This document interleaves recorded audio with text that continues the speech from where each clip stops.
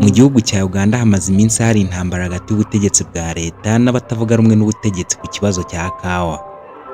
Iki ni ikibazo gikomereye inteko mu gihugu cya Uganda.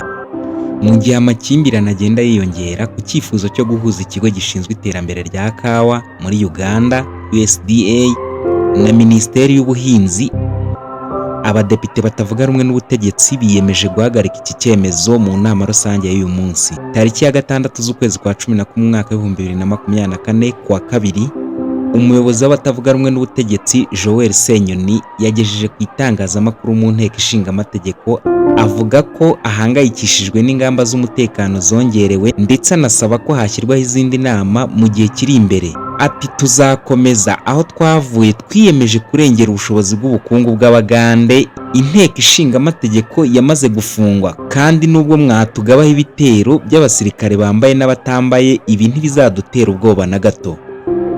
Umuyobozi w'abatavuga rumwe n'ubutegetsi Joel Senyoni yashimangiye ko ihuriro ry'abatavuga rumwe n'ubutegetsi inshingano zabo ari ukurengera inyungu z'ubukungu bw'Abagande. Senyoni yagize ati turi hano kubera ko abaturage badutoye, atari ukubera ubutumire bwanyu. Uti iterabwoba ryanyu ntaryo dukeneye, iterabwoba ryanyu ntacyo ritubwiye. Twahuye n'amayeri nk'aya mbere kandi tuyacamo neza, tuyanyuramo dushikamye. Senyoni akimara kuvuga aya magambo, abari mu cyumba cyaberagamo inama yahuzaga ubuyobozi ndetse n'abatavuga rumwe n'ubutegetsi batangiye guterana amagambo. Abatavuga rumwe n'ubutegetsi bakavuga ko General Museveni, perezida w'iki gihugu, ndetse na perezida w'inteko ishinga amategeko Anita batekereza ko barwana n'abadepite batavuga rumwe n'ubutegetsi, ariko mu by'ukuri barwana na miliyoni z'Abagande bagize uruhare mu guha agaciro kawa.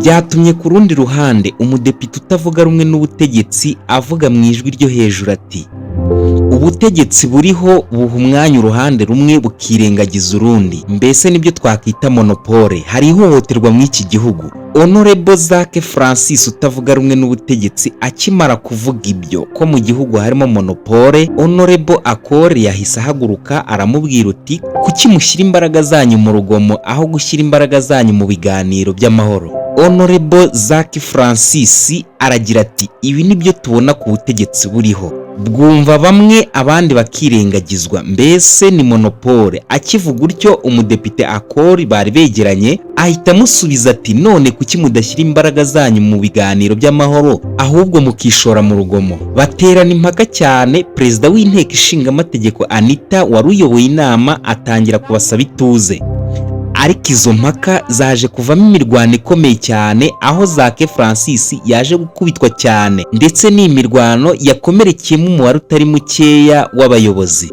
Honorable Zake Francis yagize ati ibi nibyo tubona ku butegetsi buriho, bwumva bamwe abandi bakirengagizwa, mbese ni monopole. Akivuga utyo umudepite Akore bari begeranye ahita amusubiza ati none kuki mudashyira imbaraga zanyu mu biganiro by'amahoro ahubwo mukishora mu rugomo.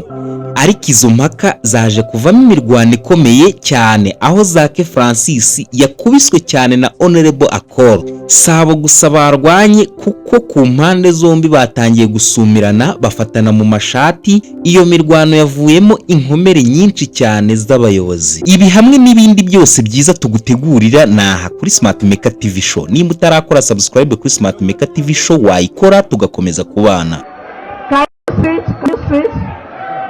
Can you sit? Can you sit? Honorable members, corner.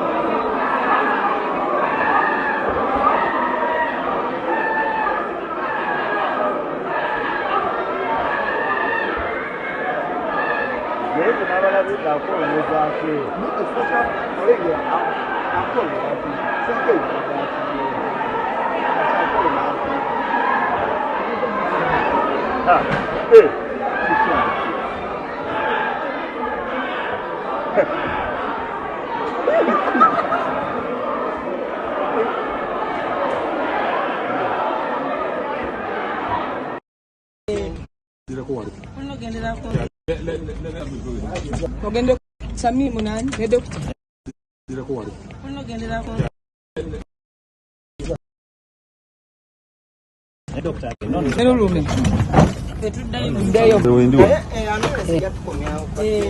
Ate yawetanga ate mulali mumwagala mulekerani. Doctor umegenda.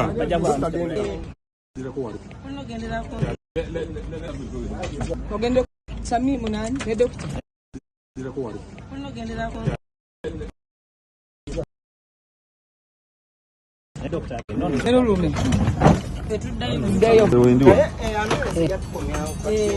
Ate yawetanga ate mulali mumwagala mulekerani.